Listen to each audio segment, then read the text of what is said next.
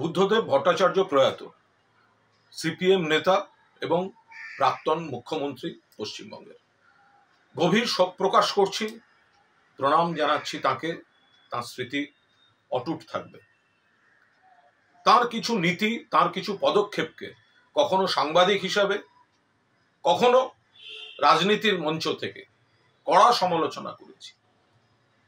বুদ্ধবাবু সঠিক ভাবনা কিন্তু ভুল প্রয়োগ কৌশল, এর জন্যই ট্র্যাজিক নায়ক হিসেবে বাংলার ইতিহাসের পাতায় চিরদিন তার উল্লেখ থাকবে। পাশাপাশি বলবো, সাংবাদিক হিসেবে তার যা স্নেহ প্রশ্রয় পেয়েছি, আমি কৃতজ্ঞ। যতবার চেয়েছি একান্ত সাক্ষাৎকার, এবং সেগুলি কখনো আকাশপথে প্লেনে পাশের চেয়ারে বসিয়ে, কখনো রাইটার্সে, কখনো বিদেশের মাটিতে, সিঙ্গাপুর বা ইন্দোনেশিয়ায়, কখনো আবার আলিমুদ্দিন স্ট্রিটে, কখনো তিনি রাজস্থানে সেখানকার মুখ্যমন্ত্রীর আমন্ত্রণে বসুন্ধরা রাজে সিন্ধিয়া তিনি ব্রেকফাস্ট মিটিংয়ে গেছেন, সঙ্গে একমাত্র সাংবাদিক আমি সুযোগ পেয়েছি, বাকিরা গেটের বাইরে। এই বারবার যে প্রশ্রয় দেয়া, ভালো ভালো ইন্টারভিউ, সব থেকে যেটা উল্লেখ করার মতো, বুদ্ধবাবু জানতেন আমি সিপিএম সমর্থক নই। আমি অতীতে কংগ্রেসের ছাত্র পরিষদ, ছাত্র রাজনীতি করেছি।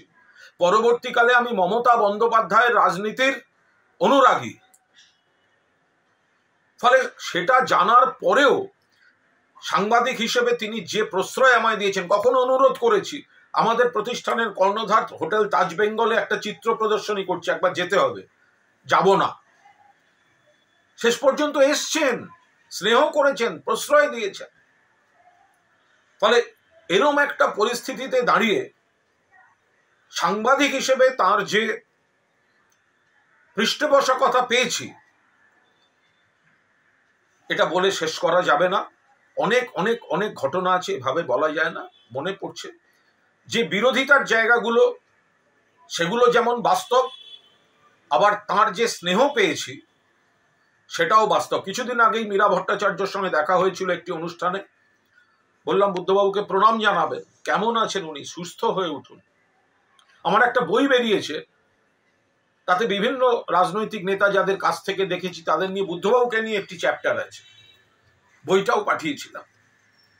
ফলে বুদ্ধদেব ভট্টাচার্যের প্রতি প্রণাম রইল। রাজনীতি, প্রশাসক, দলের নেতা, সাফল্য, ব্যর্থতা, ভূমিকা, তার মূল্যায়ন চলতে থাকবে, তার ইতিবাচক নেতিবাচক দিক থাকবে। কিন্তু আমি একজন সাধারণ সামান্য সাংবাদিক, তাকে তিনি যেভাবে বারবার বারবার সহযোগিতা করেছেন, প্রশ্রয় দিয়েছেন, আমি তার জন্য তার প্রতি কৃতজ্ঞতা আমার চিরকাল থাকবে।